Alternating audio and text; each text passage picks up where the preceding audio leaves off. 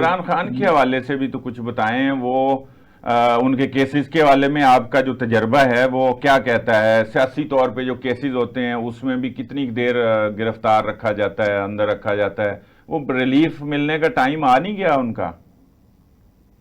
पहली बात तो मैं आपका शुक्रगुजार हूँ, और आपने मुझे बिल्कुल हैरत कर दिया है कि आप वाहिद मेरी तजर्बे में पिछले साल, एक साल से एंकर, ये मैंने मेरे तजर्बे में सामने आए हैं जिन्होंने आज सीधा ही नाम लिया है इमरान खान।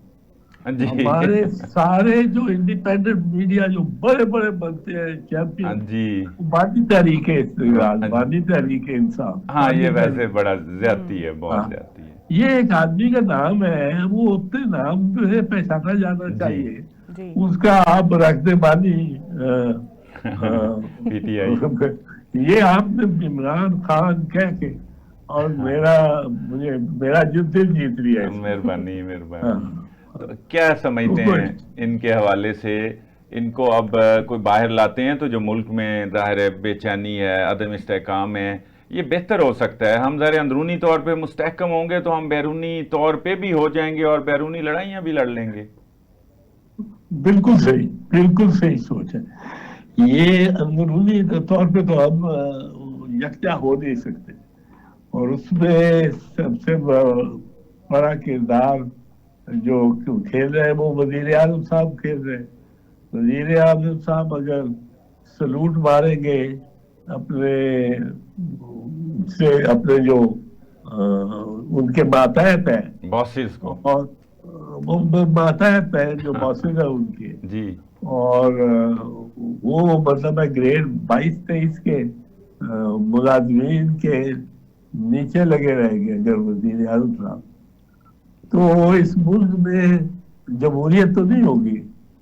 जी। ये उसको कहते हैं अब हाइब्रिड निज़ाम, पर हाइब्रिड निज़ाम से ये बढ़ के, और अगर हाइब्रिड निज़ाम में 3 हिस्से हैं, जी। और एक इदारे का है, दूसरा भी दूसरे इदारे का है जो उसके द्वारा मातहत है, और तीसरा किसी सिविलियन को बिठाना है जी। जो बस वजीर आजम के का लिबास पहन के रोज आ जाए और बैठ जाए करे, जी। और 2-2:30 बजे बाद वो फारिग हो और घर जाए।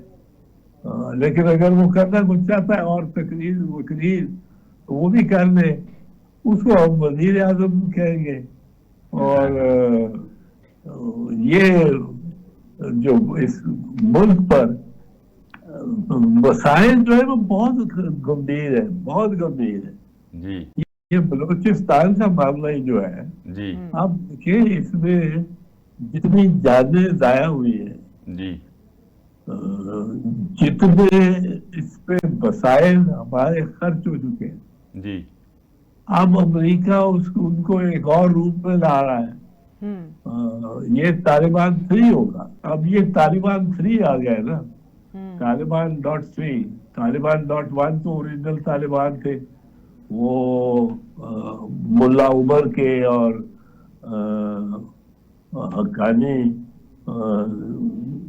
मुल्ला अफगानी के और अकोड़ा खटक के जी। मदरसे से पढ़े हुए थे। जी। जी। तालिबान 2 वो आए जो कि हमारी एजेंसियों के पैदावार और उनके मुताबिक ही चलते थे।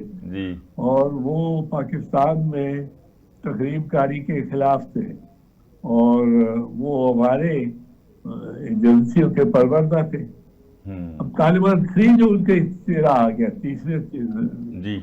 वो तो अब वो अमेरिका के साथ बैठने को तैयार है, लेकिन पाकिस्तान को वो दुश्मन समझना शुरू हो गए। जी।